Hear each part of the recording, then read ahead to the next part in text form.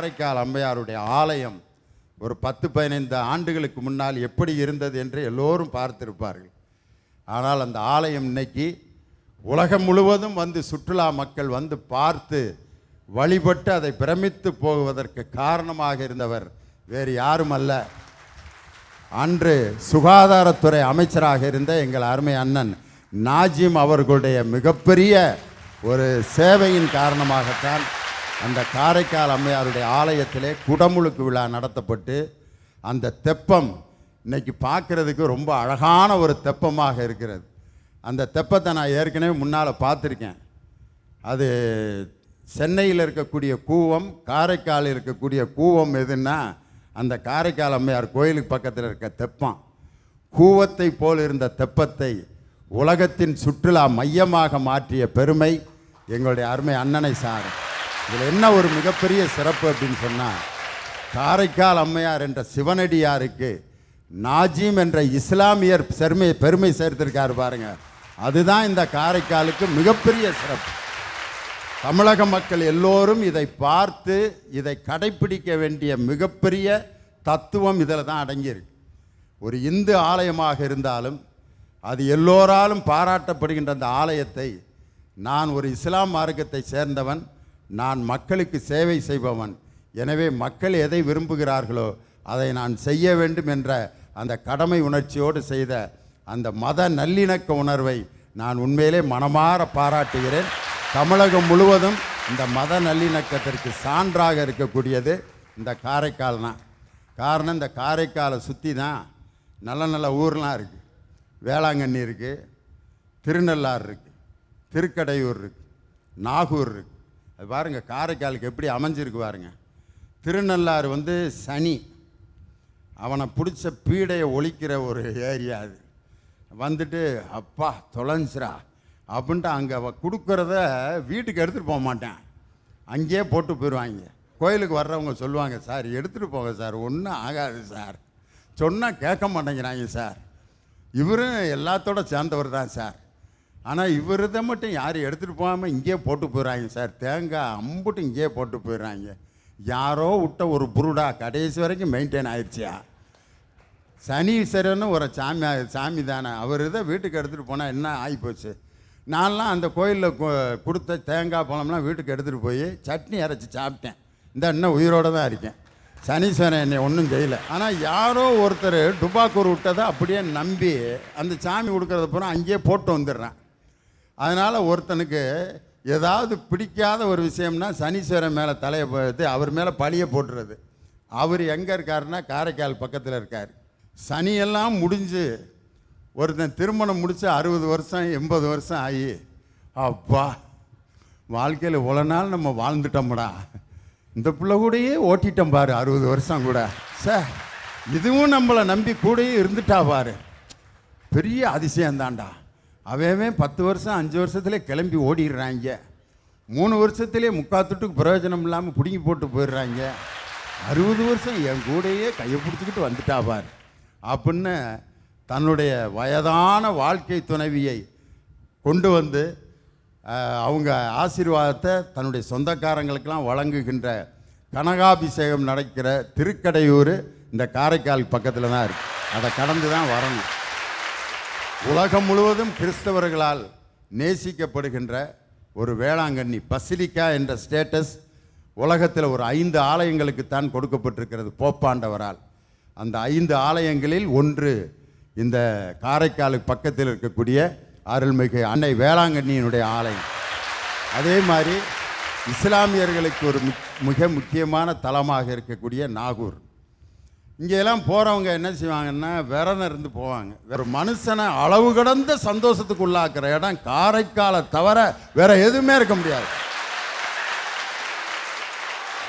இளைஞனின் முன்னேற்றத்தை பெரிதும் தீர்மானிப்பவர் பெற்றோர்களா, ஆசிரியர்களா, ஆட்சியாளர்களா? ஐயா, நான் என்ன படிக்கிறேன்னு நினைக்கிறீங்க? ரொம்ப போனால் ஒரு 7th அல்லது 8th படிப்பேன்னு நினைக்கிறேன். இல்லையா, 5வது தான் படிக்கிறேன். ஐயோ, நான் ஓவர் எஸ்டிமேட் போட்டேன். இன்னும் பிரைமரி ஸ்கூலை விட்டே கிளம்பலையா நீ? இந்த வயசுல நீங்க என்ன பண்ணிட்டு இருந்திருப்பீங்க ஐயா? 5வது படிக்கும்போது பம்பரம் விளாண்டுக்கிட்டு இருந்தேன், கில்லி விளாடுவேன். என் கூட இருக்கிற பொம்பளை பிள்ளைகளோட சேர்ந்து பாண்டி விளாண்டுருக்கேன், நொண்டி விளாண்டுருக்கேன். 5வது படிக்கிறப்ப இதுதான் எனக்கு ரொம்ப பிடிச்சமான வேலை. ஆனா என் நிலைமையை கொஞ்சம் நினைச்சு பாருங்க ஐயா. இவ்வளோ பெரிய பேப்பரை கொடுத்து படின்னு என்னை இங்கே நிற்க வச்சுட்டாங்களே, அப்புறம் எப்படியா நான் பெற்றோரை பற்றி பேசுவேன்? இளைஞர்களின் முன்னேற்றத்தை தீர்மானிப்பது பெற்றோர்களா, ஆசிரியர்களா, இல்லை ஆட்சியாளர்களா? என் தலைப்பு ஆசிரியர்கள். ஆட்சியாளர்களை பற்றி பேசுறதுக்கு எனக்கு வயது இல்லையா. இங்கே வந்தோடனே எல்லாரும் கேட்டாங்க, உன்னை இங்கே வந்து விட்டதே உங்கள் அம்மா அப்பா தானே, நீ ஏன் அம்மா அப்பாவை பற்றி பேசலன்னு. அம்மா அப்பா வந்து பெற்றோர்கள் வந்து ஒரு மலராக தான் இங்கே கொடுத்தாங்க, அதை கோத்து மாலையாக தொகுந்தது என் ஆசிரியர்கள் தான். ஐயா, நான் சிவனேன்னு ஹிந்தி டியூஷன் போயிட்டு வந்தேன். என்னை கொண்டு போய் இங்கே ஒரு பட்டிமன்றம் நடக்குதுன்னு என்னை எங்கள் அம்மா இங்கே சேர்த்து விட்டாங்க. நான் இங்கே வந்த நிலையே உங்களுக்குலாம் தெரியும். பேசுறதுக்கு பதிலாக அழுதேன். ஆனால் என்னை தட்டி கொடுத்து ஒரு இனிப்பை கொடுத்து நீ வின்னர் என்று உற்சாகப்படுத்தியது இங்கே உள்ள ஒரு ஆசிரியர் தான். பேசுகிறப்ப ஒரு வார்த்தை சொன்னிய, செவனேன்னு நான் பாட்டுக்கு உட்காந்துருந்தேன்னு. அது மாதிரி காரைக்காலில் தன்னறியாமல் வருது பாரு அந்த வார்த்தை, செவனேன்னு உட்காந்துருக்கேன். காரைக்கால் அம்மையார் சிவனே தஞ்சம்னு உட்காந்துருந்ததுனால அந்த வார்த்தை அறியாமல் வருது பாருங்க, செவனேன்னு. அது ஏன் அப்படி சொல்கிறாங்கன்னு யாராவது இது வரைக்கும் யோசனை பண்ணியிருக்கீங்களா? நான் பாட்டுக்கு செவனேன்னு கிடந்தேன், வந்து கூட்டிகிட்டு போயிட்டாங்க தண்ணி போட அப்படிங்கிறான். இவன் சும்மா உட்காந்துருக்கிறதுக்கு ஏன் அந்த சிவனை பிடிச்சி இழுக்கிறான்னு தெரில. எப்பயுமே சிவன் தானாக பேசாமல் தான் இருப்பார். அதனால தான் கிராமத்தில் ஒரு பழமொழி செய்வேன், சக்தி இருந்தால் செய், இல்லாட்டி செவனேன்னு உட்காந்துருமே. அப்போ மனைவி என்ற சக்தி இருந்தால் தான் ஒரு ஆம்பளைக்கே வந்து சக்தி வரும். அதனால தான் சக்தி இருந்தால் செய், இல்லாட்டி செவனேன்னு உட்காருனாங்க. சிவனுக்கே வந்து சக்தி இல்லாட்டி ஒன்றும் இல்லை அப்படிங்கிறது தான் இந்த பழமொழி. உன் வாயிலிருந்து இந்த வார்த்தை வந்தது எனக்கு ஆச்சரியமாக இருக்கு. வாசித்த கவிதைகளில் யோசிக்க வைத்த வரி அம்மா, சுவாசித்த இதயங்களில் நேசிக்க வைத்த இதயம் அப்பா. அம்மா அப்பா இருவரும் என்னை திரும்பி பார்க்க வைத்தது என் ஆசிரியர்கள் தான். எனது உரையை உணர்வுகளை உங்களிடம் பந்தி போட்டு பரிமாற ஆசைப்படுகிறேன். ஐயா, எனக்கு உயிர் கொடுத்தது பெற்றோர்கள் என்றால் உருவம் கொடுத்து உருவாக்குவது என் ஆசிரியர். வெறும் மூங்கிலாக மட்டுமே பள்ளிக்கு அனுப்பியது பெற்றோர்கள் என்றால் அதை 7 ஸ்வரங்களாக இசை நீட்டும் புல்லாங்குழலாய் 7ஆம் அறிவை திறந்து ஒரு போதி தர்மராக என் பின்னால் நிற்கின்றார்கள். அவர்கள் தான் என் ஆசிரியர்கள். ஐயா, மழை வரலன்னு சொல்றீங்களே, மழை வந்து ஸ்கூல் லீவ் விட்டா நாங்க படுற அவஸ்தை இருக்கு. ஐயோ, எனக்கு 2 பாட்டு, எங்க டீச்சருக்கு 2 பாட்டு. இந்த ஸ்கூல்ல எவன் தான் லீவ் விட்டானோ தெரில அப்படின்னு பெற்றோர்கள் சொல்லுவாங்க. 1-2 வச்சு மேய்க்கிறதுக்கே இவங்களால முடியல, இதை 30-40 பேர் வச்சு சமாளிக்கிறாங்களே, ஆசிரியர்களுக்கு எப்படி இருக்கும்? அம்மா அப்பாவுக்கு 2-3 பேரோட பிரச்சனை முடிஞ்சிடும். ஆசிரியருக்கு அதிகபட்சமாக ஒரு 60 பேரோட பிரச்சனை முடிஞ்சிடும். ஆனால் ஒரு ஆட்சியாளனுக்கு என்ன தெரியுமா? தமிழ்நாடு மொத்தம் 1,30,058 சதுரடி. அதில் 7,21,38,958 பேர் இருக்கான். அதையே 32 மாவட்டம், 220 taluka, 12 union panchayat, 148 municipality, 351 panchayat union, 561 town panchayat, இது பார்த்தாதுன்னு 12,524 கிராம பஞ்சாயத்துன்னு இத்தனை பேரோட பிரச்சனையும் சமாளிக்கிறோமே. இப்போ தெரியுதாயா எங்கள் பிரச்சனை? ரமணா படத்தை ஒரு 50 தடவை பார்த்துருப்பேன்னு நினைக்கிறேன். இவ்வளவு புள்ளி விவரத்தை கரெக்டாக அடிக்கிறேன்னா கண்டிப்பாக அந்த பாதிப்பு தான் இன்னைக்கு. உண்மையில் எனக்கே வந்து தமிழ்நாடு இவ்வளவு சதுரடி உள்ளதா அப்படின்னு எனக்கு நீ சொன்ன பிறகு தான் தெரிஞ்சு. ரொம்ப சந்தோஷம். இவ்வளோ பெரிய புள்ளி விவரத்தை உலகத்துக்கே தெரிவிச்சிருக்க பார் தமிழ்நாட்டை பற்றி. ரொம்ப மகிழ்ச்சி. அதை பேச வைக்கிறதுக்கு ஒரு ஆட்சியாளனாயா காரணம். ஐயா, நண்டு கதை ஒன்று சொல்லட்டுமா? ஒரு கூடையில் 18 நண்டு இருந்துச்சான். எல்லா நண்டும் உயிரோடு இருந்துச்சான். அது வந்து கடையில் வந்து வாங்க வந்தவர் கேட்குறாரு, ஏன்யா நண்டெல்லாம் உயிரோடு இருக்குது, அதெல்லாம் மூடி வச்சா அப்படியே இருக்குமே, திறந்து வச்சா போயிருமே அப்படிங்கிறாரு. அதுக்கு அந்த கடைக்காரர் சொல்கிறாரு, ஐயா இது நண்டு, ஒரு நண்டு ஏதாவது தப்பி தவறி ஏதாவது நான் தப்பான இடத்துக்கு வந்துட்டேன், அதை நான் வெளியே போயிடலாம் அப்படின்னு சொல்லிட்டு 2 அடி இப்படி தான் எடுத்து வைக்குமா, அது பின்னாடி ஒரு 3 நண்டு என்ன பண்ணுமா, காலை பிடிச்சி வாரி விட்டுருமா. இதுல இருந்து நீதி என்ன தெரியுது? நண்டு மாதிரி தான், ஒருத்தன் முன்னேறினா இன்னொருத்தன் முன்னேறவே விட மாட்டேன். அதனால் யாரையுமே முன்னேற விட மாட்டாங்க அப்படிங்கிறத சொல்ல வர்றேன். ஆமாம், இதுதான் நம்ம மக்களோட மனநிலை. என் ஆட்சியால் ஏதாவது ஒன்றத்தை பண்ணி நம்ம மக்களை முன்னேற்றிடுவோம் அப்படின்னா இன்னொருத்தவங்க காலம் மாறி விட்டு நானும் முன்னேறாமல் மற்றவங்களையும் முன்னேற்ற விடாமல் யாருக்குமே புண்ணியெல்லாம் போயிடுது. அப்புறம் எப்படியா ஆட்சியாளன்னு குறை சொல்கிறீங்க? எனக்கு ஒரு சந்தேகம், இருக்கிறதுல பெரிய சந்தோஷம் எதுங்கய்யா? இருக்கிறதுலே பெரிய சந்தோஷம் தன்னுடைய திறமை மற்றவர்களுக்கு மகிழ்ச்சிக்காக பயன்படும்போது அது மாதிரி ஒரு சந்தோஷம் உலகத்தில் வேறு எதுவுமே இல்லை. மற்றவருடைய மகிழ்ச்சிக்காக நம்ம வாழ்கிறோம்னு நினைக்கிறோம் பாருங்க, அதுதான் இருக்கிறதுலே பெரிய சந்தோஷம். அதாங்கய்யா, இருக்கிறதுலே பெரிய சந்தோஷம் மற்றவங்களை சந்தோஷப்படுத்தி பார்க்கறது தான். யாம் பெற்ற இன்பம் பெருக இவ்வையகம்னு சந்தோஷத்தை அள்ளி அள்ளி கொடுக்குறாங்க ஆட்சியால். இதை சொன்னால் என்னை பைத்தியக்காரிங்கிறாங்க. ஆட்சியாளரில் எத்தனை நல்ல ஆட்சியாளர் இருக்கான்னு தெரியுமா? அதில் எத்தனை பேர் எவ்வளோ நல்லது செஞ்சுருக்காங்கன்னு தெரியுமா? அதில் 1-2 உதாரணம் சொல்கிறேன், கேட்டுக்குங்க. திருவண்ணாமலையில் மாவட்டத்தில் நிலத்தடி நீர் அதிகமாகணுங்கிறதுக்காக அந்த மாவட்ட ஆட்சியர் ஒரு வாரத்தில் 2 மணி நேரம் தானே போய் நின்று ஏதாவது ஒரு ஊரக வேலைவாய்ப்பு பகுதியில் போய் நின்று வேலை செய்கிறாரு. சேலத்தில் என் அருமை ஆசிரியர் பெருமக்கள் பேச வந்திருக்கீங்களே, என் மாணவன் கேடு கட்டாலும் பரவாயில்லன்னு போய் ரோட்டில் நின்று போராடினப்ப ஒரு மாவட்ட ஆட்சியாளர் தான் நின்று அந்த போராட்டத்துக்கு எதிர்ப்பு தெரிவித்தாங்க. அவ்வளோ தூரம் எங்க நம்ம காரைக்கால் கலெக்டர் ஐஏஎஸ்லாம் யாரெல்லாம் ஆகணும்னு ஆசைப்படுறாங்களோ அவங்க எல்லாருக்கும் விழிப்புணர்வு ஏற்படுத்தி ஸ்டடி சர்க்கிள்லாம் ஏற்படுத்தி கொடுத்துருக்காரு. ஆனால் இவங்கெல்லாம் அவங்க கண்ணுக்கு தெரியலல்ல ஐயா. இங்கெல்லாம் ஆசிரியர்னு உட்காந்துட்டு இருக்காங்கல்ல, ஆசிரியர்னா யாருங்கய்யா? இல்லை உங்களை தான், ஆசிரியர்னா யாருங்க? மற்றவங்களுக்கு அறிவை கற்றுக் கொடுக்குறவர் ஆசிரியர். அவங்க எதை சொல்லணும் எதை சொல்லக்கூடாதுன்னு சிலபஸ்க்கு அப்ரூவல் கொடுக்கறதே நாங்கள் தான். இப்போ சொல்லுங்கய்யா, இளைஞர்களோட முன்னேற்றத்தை யார் தீர்மானிக்கிறான்ட்டு? ஐயா, ஒரு அம்மா தான் பிள்ளைக்கு சோறு ஊட்டிக்கிட்டு இருக்காங்க. பாவம், ரொம்ப கஷ்டப்பட்டு சோறு ஊட்டிருக்காங்க. அந்த பிள்ளை என்ன மாதிரியே ஒரு ஆராத்து சாப்பிடக்கூட மாட்டேன்து. கஷ்டப்பட்டு சோறு ஊட்டுறாங்க, பாட்டு பாடுறாங்க இந்த குழந்தைக்கு ஏற்ற மாதிரியே. நில்லா நில்லா ஓடிவா, நில்லாமல் ஓடிவா, மலை மீது ஏறிவா, மல்லிகைப்பூ கொண்டு வான்னு பாட்டு பாடுறாங்க. அப்போ அந்த குழந்தைக்கு தெரியாது. ஆனால் அது வளர்ந்த அப்புறம் நிலா உன்னை தேடி வராது, நிலாவை தேடி நீ தாண்டா போகணும்னு சொல்லிட்டு நிலாவுக்கு ஆம்ஸ்ட்ராங் அனுப்பி வச்சது அம்மாவும் இல்லை ஆசிரியனும் இல்லை, ஒரு ஆட்சியாளன் தான். இங்கே இருக்கவங்க யாராவது மறுக்க முடியுமா? அனைவருக்கும் வணக்கம். ஐயா, இன்னைக்கு தலைப்பு என்னங்கய்யா?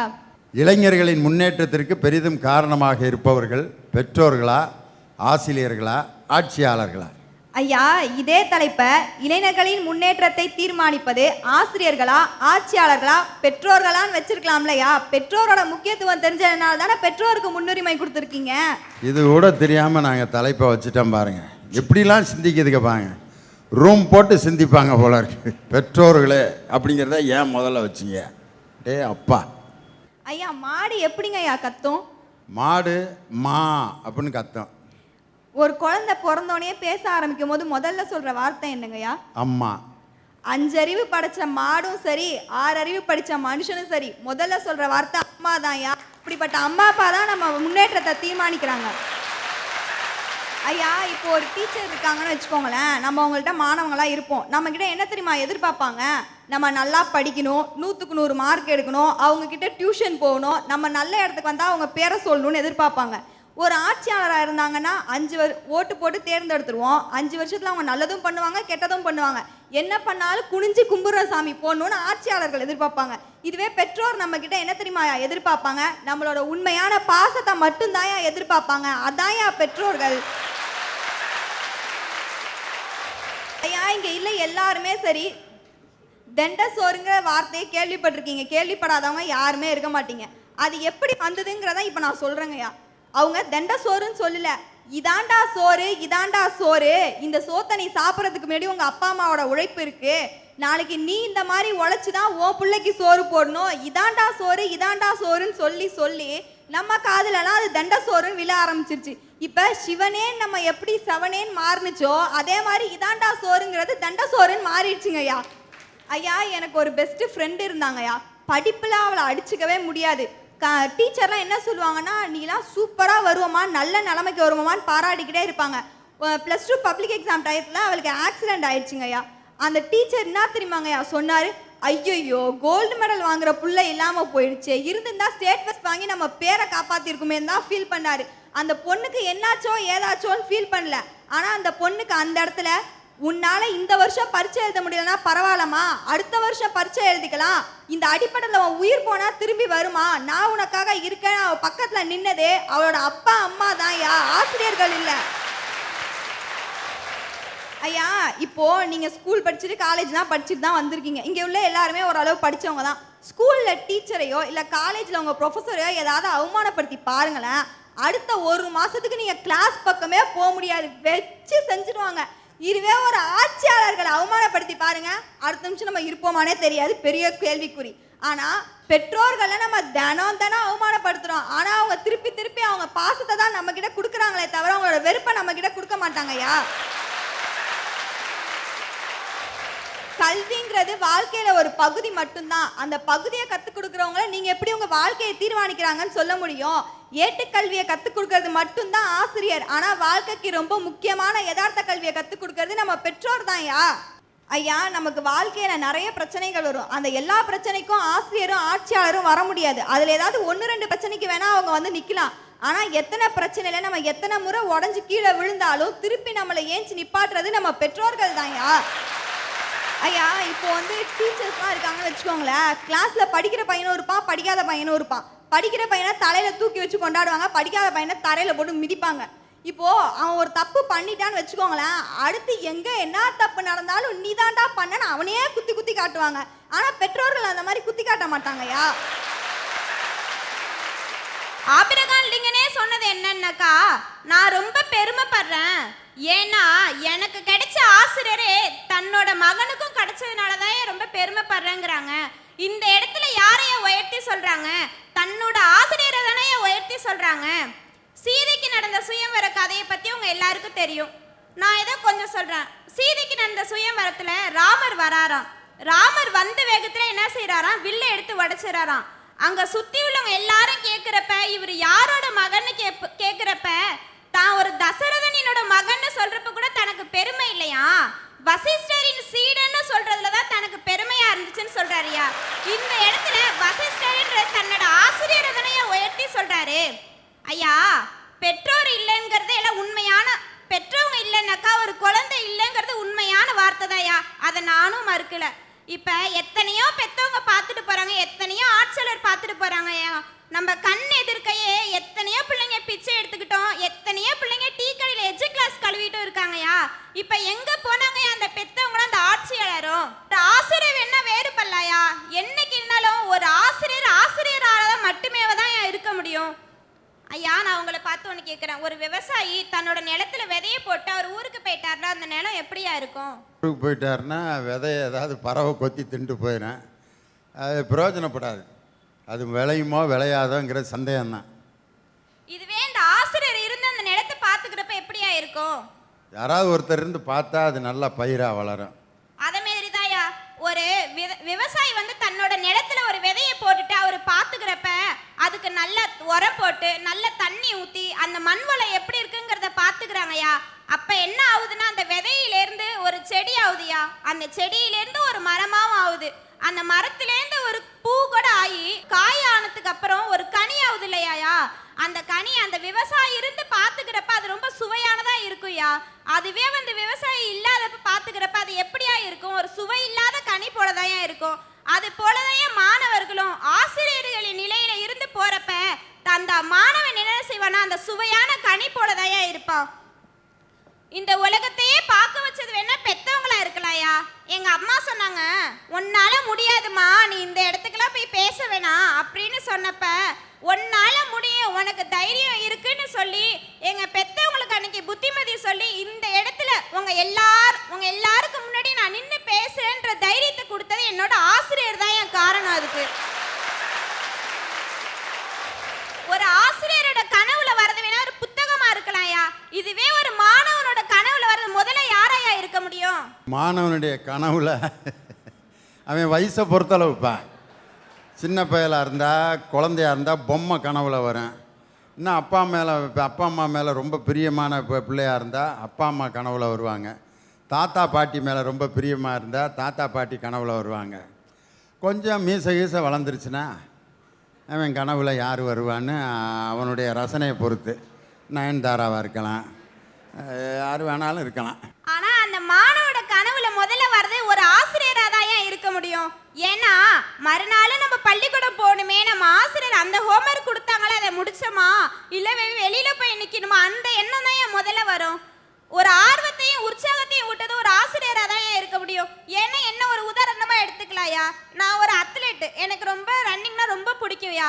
நான் அந்த மாதிரி பாண்டிக்கு விளையாட போயிருந்தேன். அப்ப விளையாண்டுகிட்டே இருக்கிறப்ப ரன்னிங் ஓடிட்டே இருக்கிறப்ப கீழே தவறி விழுந்துட்டேன்யா. அப்ப விழுந்தப்ப அங்க இருந்த ஆட்சியாளர் வரல, அங்க இருந்த சக தோழிகள் வரல, சக பெற்றோர்களும் வரலையா. அந்த இடத்துல யாருன்னே தெரியாத ஒரு ஆசிரியர் தான் அன்னைக்கு வந்து என்ன